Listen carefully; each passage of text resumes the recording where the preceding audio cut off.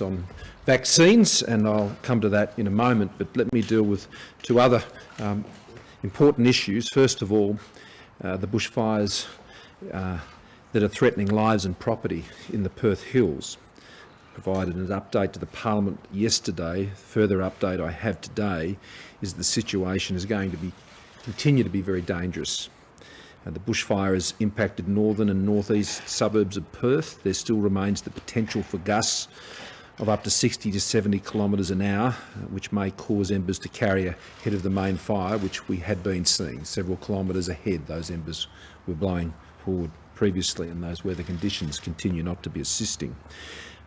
As you said yesterday, confirmed reports of at least 71 properties and 2 firefighting vehicles have been destroyed. The burn scale now is some 10,000 hectares.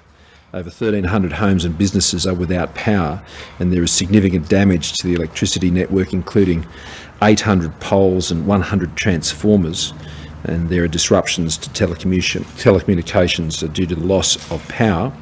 Residents have been evacuated in some WA communities, but fortunately there are so far no reports of serious injuries. Our concerns remain, of course, for those who are fighting the fires, noting that a number of firefighters have received injuries, minor injuries, which does occur in the course of their dangerous work, and they understand that, but we nonetheless are concerned for their safety. There are 2 large air tankers will be assisting with fighting the fire in Western Australia under the National Aerial Firefighting Arrangements. There were meetings yesterday that further address those issues and taking the advice on what was necessary. Those arrangements ensures that those large tankers and other assets which are either owned by states or shared between states, and they're deployed in accordance with the expert advice of where they need to be, and other issues regarding further reagent and those sorts of things are also being addressed through that process. There's some more than 500 career and volunteer firefighters who are out there working together against the fire, and the aerial support has been sent to support the ground crews. So it remains a concerning situation. We're working closely with the Western Australian Government amongst all of our officials, and myself directly with the Premier as needed, but they know they will get what they need, and I think they're doing a very good job, as well as dealing with the other challenges that they're presently facing in Perth. On a more positive note, today I had a very warm and engaging call with President Biden, and we appreciated the opportunity to have that conversation at an early phase amongst the many nations that they've been engaged with early on in that process. As he said to me again today, he sees the Australia-US relationship as providing the anchor for peace and security in our region, and that is true. We share that view. In terms of our relations between Australia and the United States, there's nothing to fix there, only things to build on, and we intend to do just that. Talked about the stewardship we share, that a stewardship that has been held by Prime Ministers and Presidents over a very long time, and particularly this year, some 70 years of the ANZUS alliance that we will celebrate in September of this year.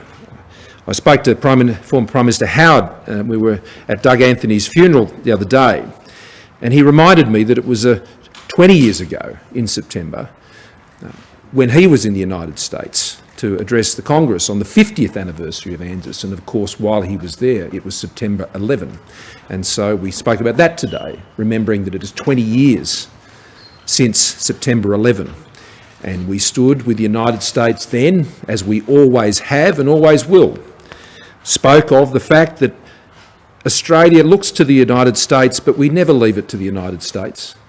We do our share of the heavy lifting in this relationship, and that is absolutely respected by the President and appreciated. And so a very warm call.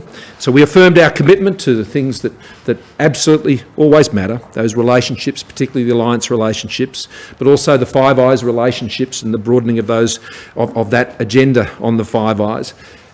The Quad relationship, a high priority for the Biden administration as it works with Australia and its partners within the region, and what we refer to now as the G7 Plus dialogue. Australia is not a member of the G7, that's not the point, but we have now been invited on 3 occasions while I've been Prime Minister, and there have been other occasions in the past. And that G7 Plus dialogue enables a broader discussion of issues amongst like-mindeds, liberal democracies, market-based economies.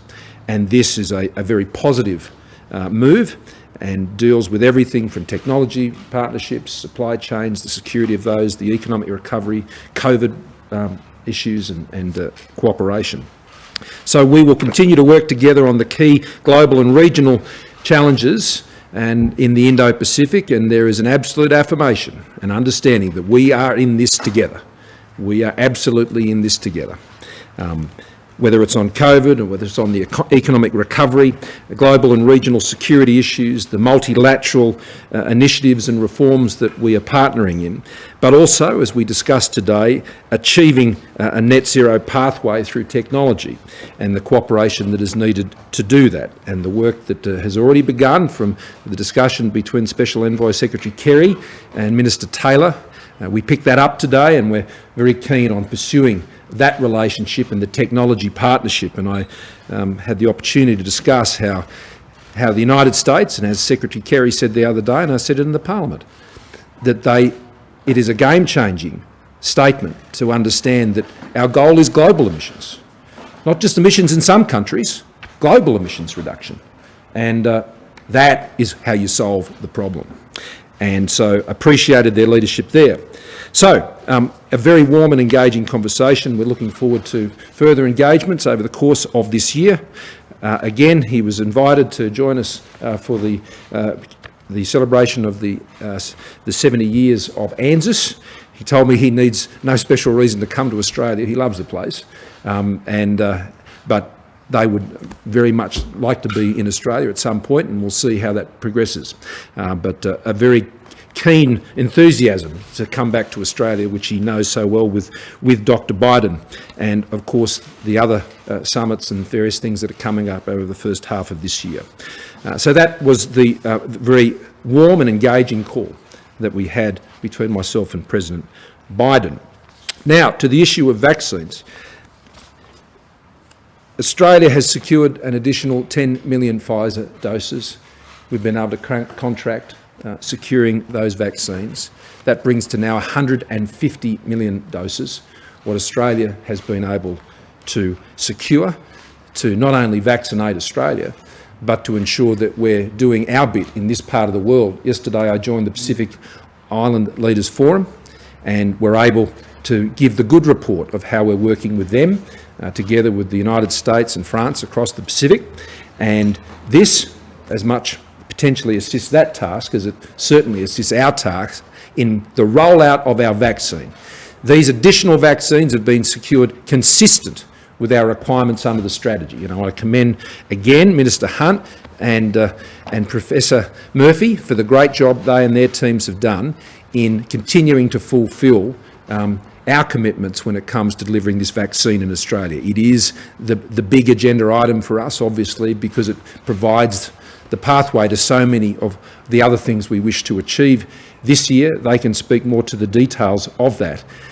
We are still, though, on track to commence later this month.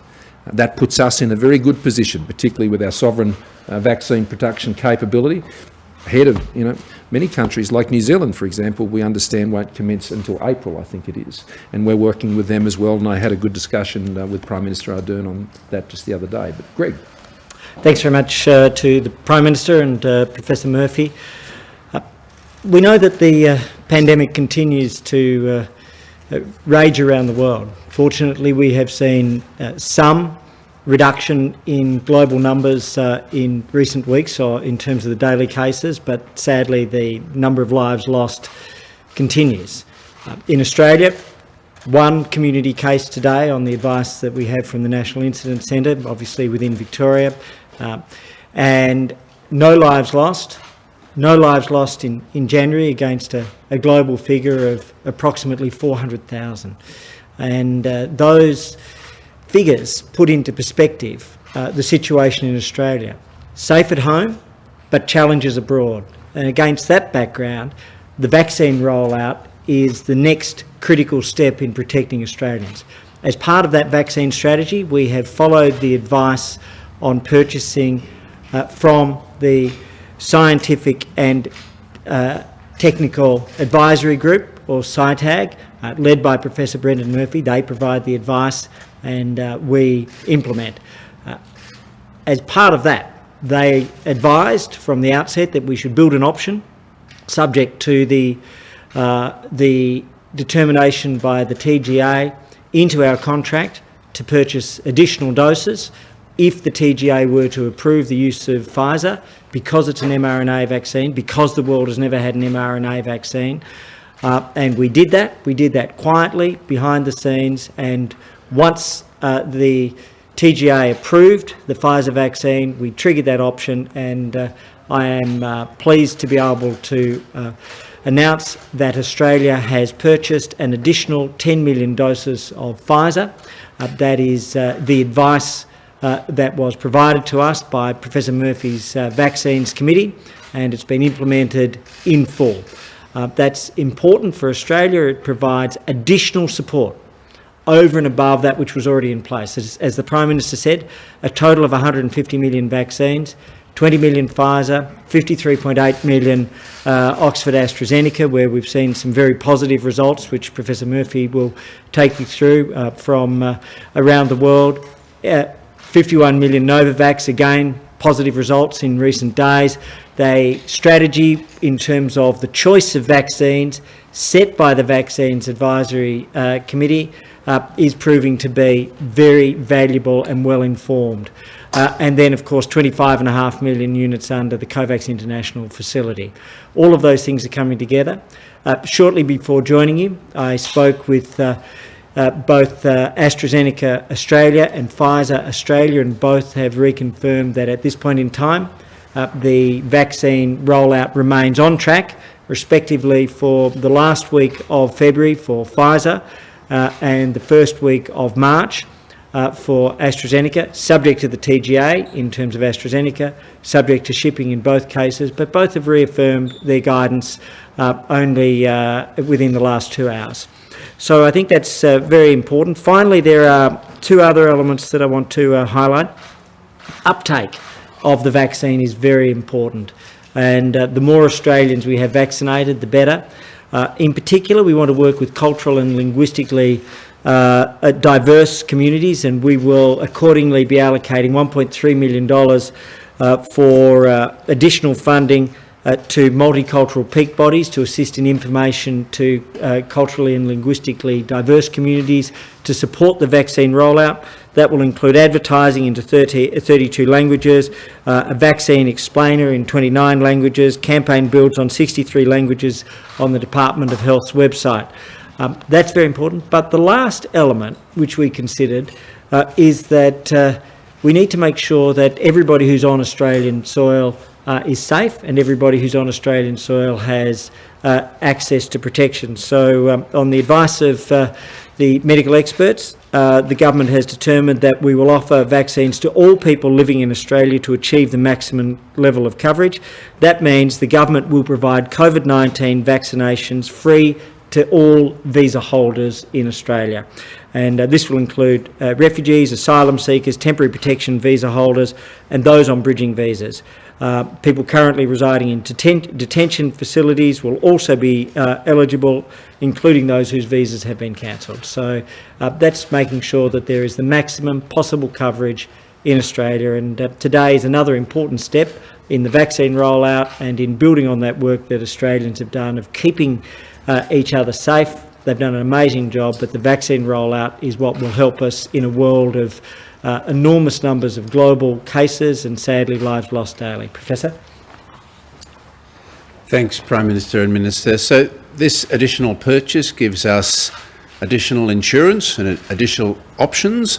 On the advice of the committee that I chair, there was always an option to increase our stake in the mRNA vaccination should registration and phase 3 trials be successful. We are now in the wonderful position of having 3 vaccines rolling out this year, 2 of them early, the Pfizer and AstraZeneca, depending on the TGA registration, of course, of AstraZeneca, and then Novavax later on. All of these 3 vaccines have now been shown to be highly effective at preventing clinical COVID disease, and particularly severe COVID disease.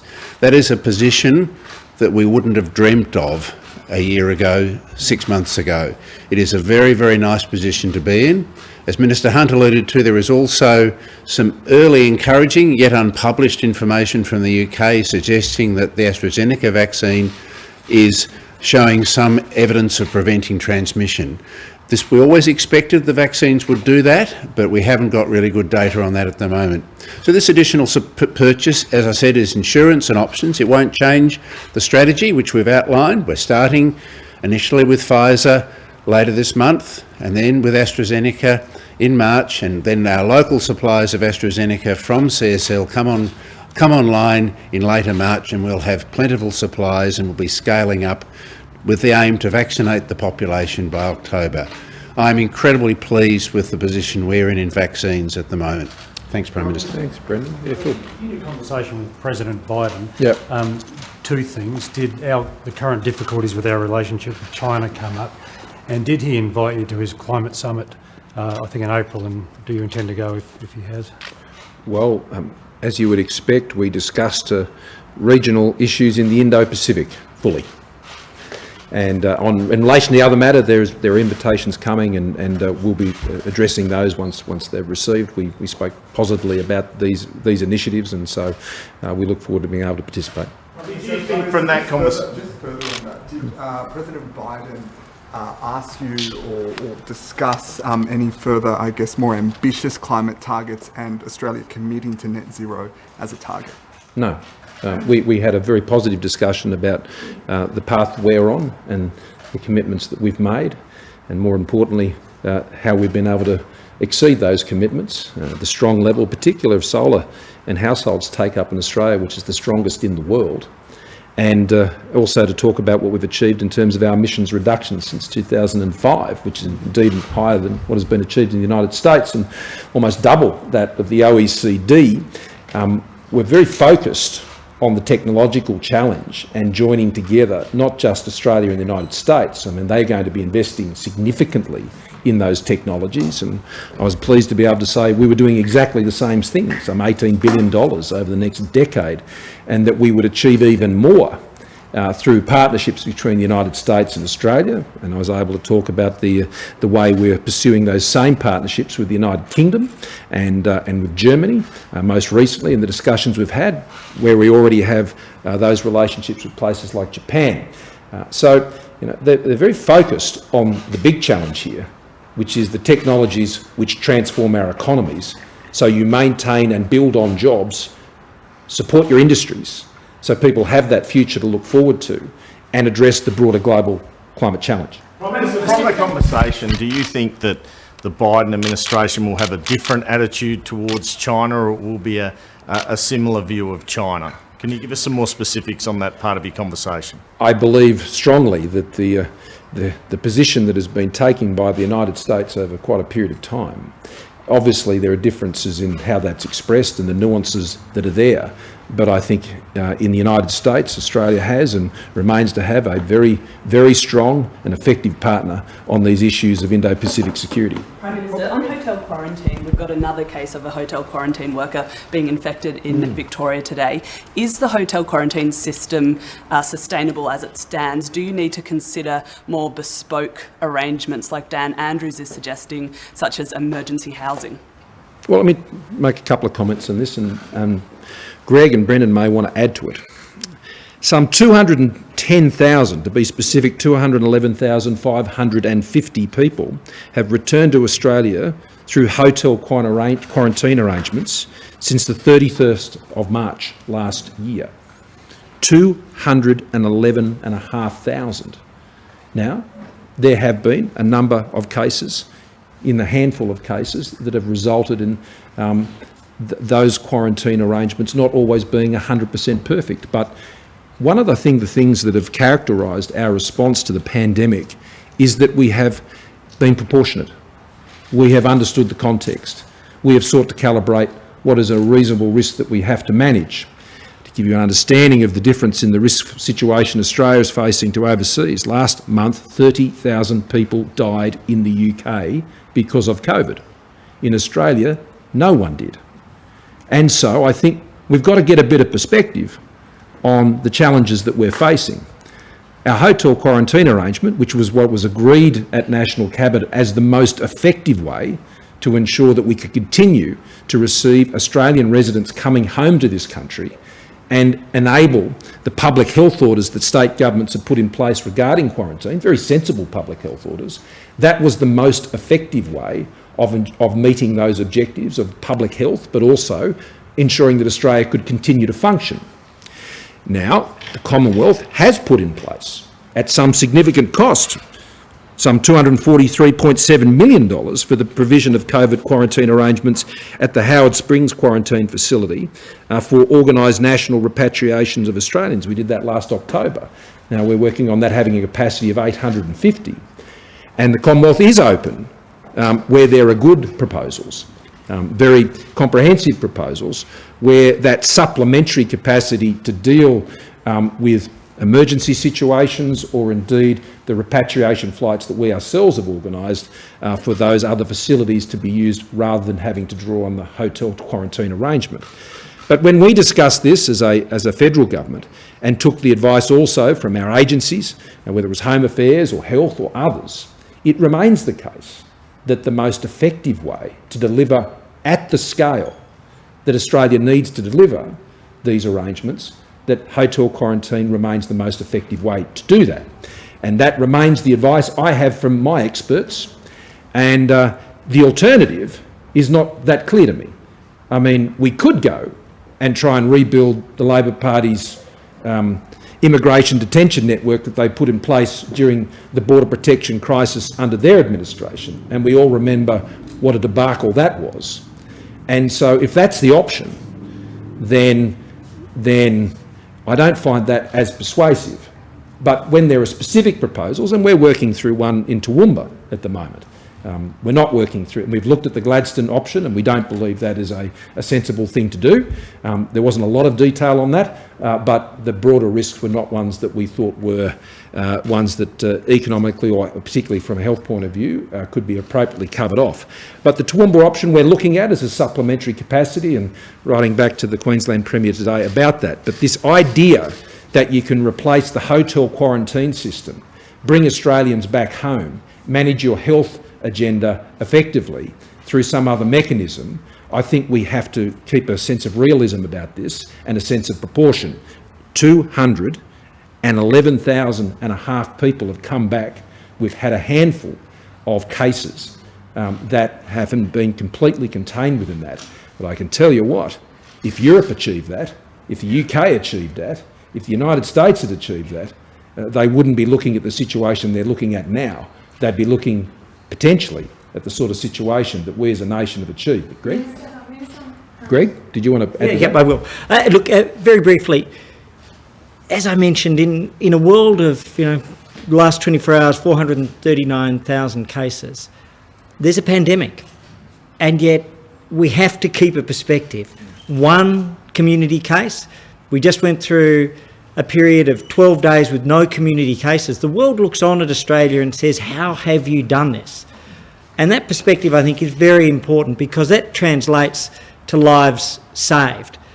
And so long as there's a pandemic, and unless Australia were hermetically sealed, no Australians returning for funerals, for families, for work, no Australians returning for weddings or births, no Australians being able to go overseas with the expectation that they'd come back after meeting up with their own families. No trade, no wool, no wheat, no iron ore going abroad, no critical medicines or fundamental foods that weren't available in Australia coming in. That's the only way to hermetically seal Australia. And I'm not sure anybody is actually proposing that.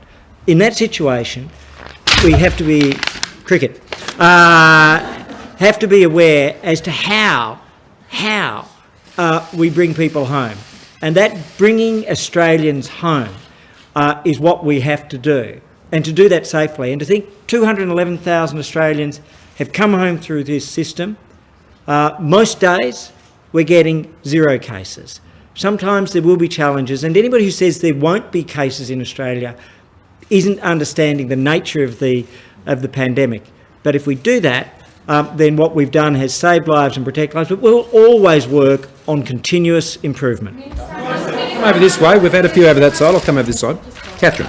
Accepting your very valid points about proportionality, isn't the moving part in the risk assessment, though, that now people returning to Australia are returning with more contagious strains of the virus? And does that influence the risk assessment? And does it make the case for arrangements that you were not prepared to countenance in the past for the reasons you've articulated? Yeah, look, I've asked Professor Kelly to work with the AHPPC to give me an update on the risk assessment from what was advised a month ago when we had the Brisbane case. Now, when that occurred, both his advice and indeed Professor Murphy's advice on that occasion was fairly stern about the risk that presented on at that time. But since then, we've come through Brisbane extremely well. Thank you, Brisbane. We've come through Victoria. Thank you, Victoria. We're there with a case there today. We've come through the Northern Beaches. We've come through all of these situations. New Zealand has come through theirs without those risks being manifest. And the systems have held up extremely well. And so I've asked for that sort of updated assessment of a risk that looked very unknown and very concerning a month ago. But I think the experience of the past month, if anything, has shown that the systems have been able to mitigate that risk. Brendan? So I think it's important to note that whilst these strains are more transmissible, the management in quarantine is essentially the same. It's containment, and the states and territory health authorities have done a huge amount of work in tightening and improving hotel quarantine. The most particular advances have been daily testing of all the quarantine workers, so you can pick someone who might pick up the virus very quickly, insisting on PPE, good quality CCTV, moving some people in some states when they are positive to a hotel that doesn't mix them with negative people. So there's continuous improvement in that space. And I just reiterate what the Prime Minister and Minister said. Given the volume of people returning, a 1% positivity rate in returning travellers now, a very small amount of cases that have escaped, and all have been brilliantly managed by the state and territory response. Claire? When do we get those 10 million extra doses, and when will we find out beyond that first shipment of 80,000 what the rate of delivery is going to be for the Pfizer vaccine? Brendan? Greg? In terms of the 80,000, that's for the early weeks, and we'll receive additional advice from the company. I spoke to them today. They're still looking to provide advice in the middle of the month globally. So what they're doing, and it is understandable, they're looking at their global numbers. What we've seen out of Europe in the last week has been a significant improvement, both with the flows of Oxford AstraZeneca and with the flows of Pfizer. So some of those issues which caused global challenges, both with regards to supply and the diplomatic relations between the UK and the EU, appear to be underway and being resolved. Secondly, so we'll get guidance in the coming weeks. Secondly, we'll receive guidance on the timeframes from the company over the coming weeks and months, but the guarantee is that all of those doses will be here during the course of 2021. So can you explain how to Australians how it will be decided what specific jab they get? Can they go to their doctor and say, I would like the Pfizer jab or I would like the AstraZeneca jab? How does it actually work? So at the moment, as we've said, the Pfizer vaccines will be distributed via dedicated state and territory run Pfizer hubs, and they will be prioritised to the highest risk population at the moment.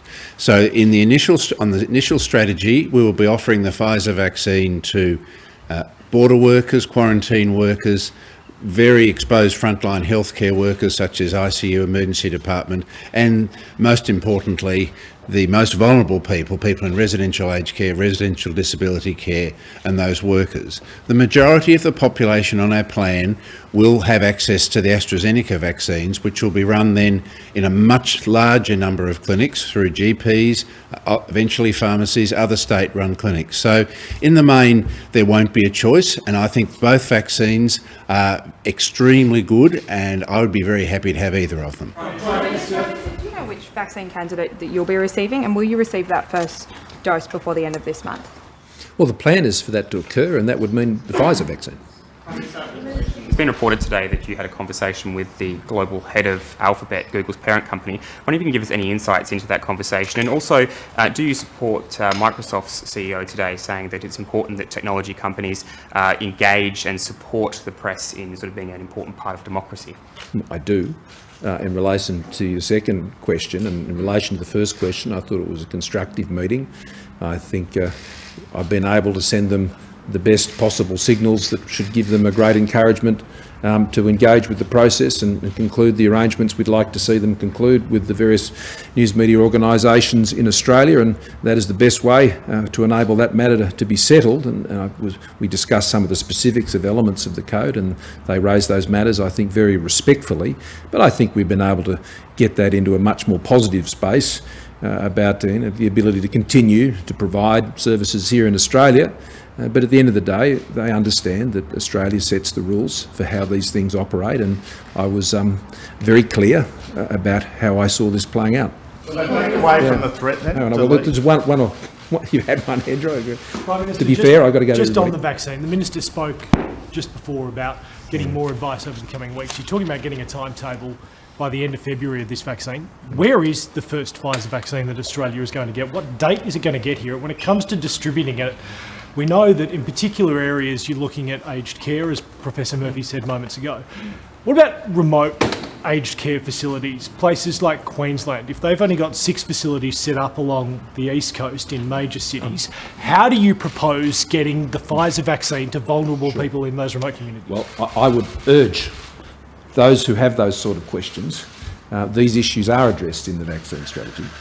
They are addressed, I think, in myriad occasions in the questions that we've answered on this matter. Of course, there are some uncertainties that are obviously there regarding supplies, particularly from overseas, and they relate to some issues that sometimes are beyond our control. But at present, our advice is that this is holding.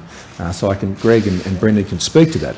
But you raise good questions, and that's why these materials, that's why the information campaign that we will be rolling out, and you've already seen elements of that already, that is there to answer the very genuine, real, sensible questions that Australians will be seeking to understand as they make their decisions, and we encourage as much vaccination as possible. But Greg. Sorry. Thanks, Jonathan. So 2 things. Firstly, we've said late February, reaffirmed today by the country head of Pfizer that we're on track for that.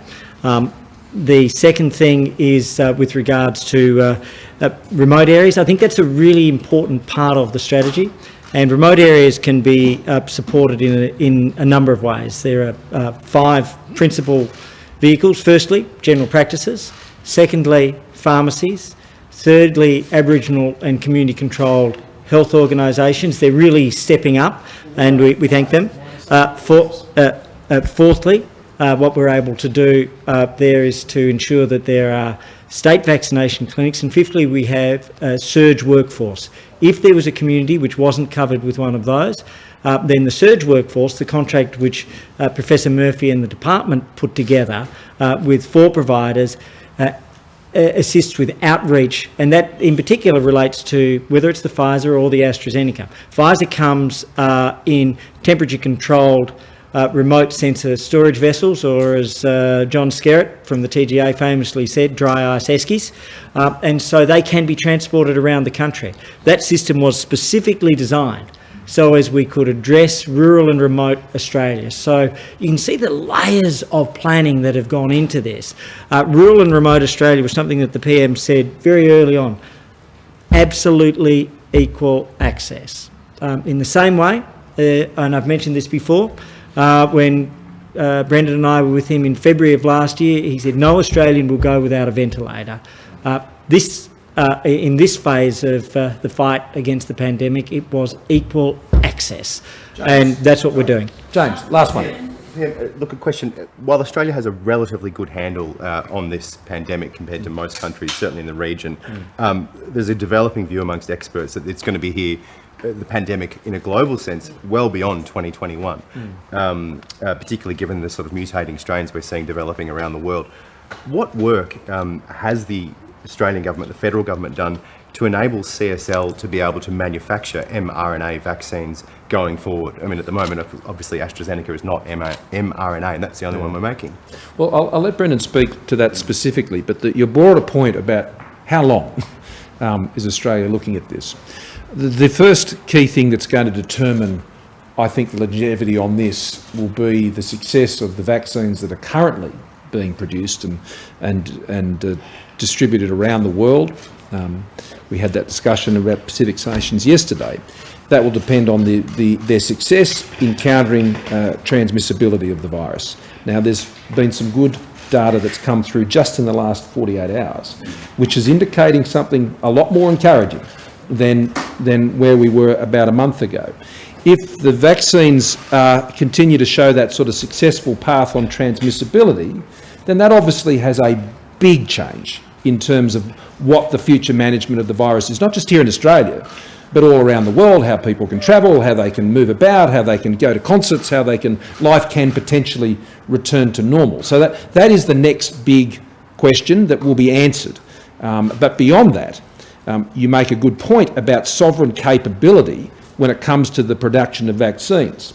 Now, not only are we producing the vaccine here in Australia for AstraZeneca, but we're also investing with CSL in their production capabilities, not just on virus vaccines, but anti-venom vaccines and a whole range of other vaccines. So here in Australia, we can have a much greater confidence about our vaccine production capability. But mRNA vaccines are a particular challenge, and I'll let Professor Murphy speak to that. Thanks, PM. So mRNA vaccines have surprised the world and how successful they've been. So clearly they will have an ongoing role beyond COVID. Maybe with COVID, we don't know how long the successful vaccines we're getting will last or whether people will need more doses.